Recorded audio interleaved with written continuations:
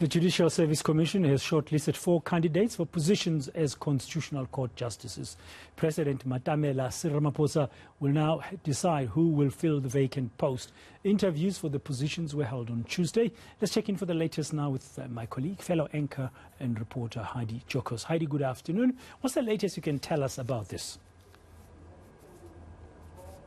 Yes, so there was a briefing that took place today by this Judicial Service Commission, and this briefing was actually supposed to have taken place yesterday, but I think it was critical for them to just clarify and possibly provide reasons as to why they did not appoint or rather shortlist David Unterhalter to the position of the Constitutional Court. We do know that 5 interviews took place yesterday, and very late last night deliberations by the Judicial Service Commission took place, as well as voting, and the decision was not to provide Unterhalter on the shortlist to the President. And it's critical for everybody to understand why that took place. Did he not meet the specific criteria that was needed to fulfill this position at the Constitutional Court? One must also remember that Unterhalter did go ahead with these interviews in October last year, and again he was not shortlisted.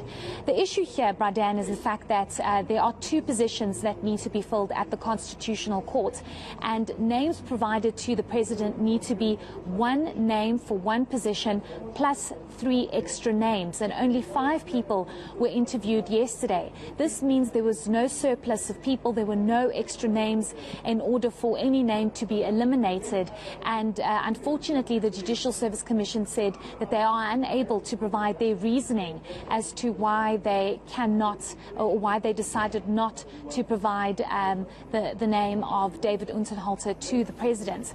There is a lot of criticism and speculation that the Judicial Service Commission is trying to force the hand of the President to not appoint Unterhalter and to only appoint the names that have been provided to him. The Judicial Service Commission refusing to answer that, saying that the reasons given will be handed over to the President as to why they believe Unterhalter was not the right person. I must just also add, Bradan, that his interview process was a very difficult one. Explain Judicial Service Commission as to why he sat on 2 exact matters. The one was at the Supreme Court of Appeal. It was Eskom versus, I can't remember exactly who, but it was a matter regarding Eskom that was taken to the Supreme Court of Appeal, and that matter was also then taken to the Constitutional Court, where Unterhalter was acting at the Supreme Court as a judge and then also acting at the Constitutional Court. He sat on the exact same matter, and that does not normally happen. That should not happen. Nobody picked this up. Unterhalter himself did not excuse himself from the matter to say, I'd already sat on this matter at the Supreme Court, and this is why he was basically grilled yesterday during the process by Commissioner, who's also the leader of EFF, Julius Malema. So that might have been some of the reasoning that's going to be provided to the President as to why Unterhalter could not sit. So it's going to be interesting to see what the President decides, because he doesn't have enough names to basically make a decision. Only 4 names have been given to him, and there are 2 positions for the Constitutional Court to be fulfilled. Yeah, I understand that because of that, and as the JSC is saying, while they don't want to go into the reasons why, is that the President now will only be able to appoint or to fill 1 of those vacancies instead of both of them. So this is also going to hamper that process, Heidi.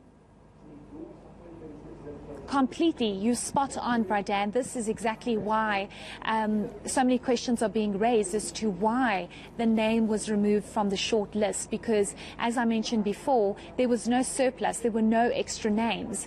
So what does this happen with the second position at the Constitutional Court? Does this mean that the President can only pick from the 4 names for 1 of the positions? Will he find the 4 names that have been provided to him sufficient and adequate for that Constitutional Court position, or will this mean that those 2 positions at the Constitutional Court that need to be filled will remain vacant? It's all dependent on the President. He is the deciding factor here, but many are saying that there might be possible litigation and legal action taken by Unterhalter to say, I want you to provide me with legal explanations as to why you did not shortlist me for one of the positions at the Constitutional Court. One must also remember that CASAC did take this, the proceedings of the Judicial Service Commission to court last year, and this is why there needed to be a rerun of the interviews, because the conduct and questioning by the Judicial Service Commission was questioned to say, is this really the right way that you need to be conducting these interviews?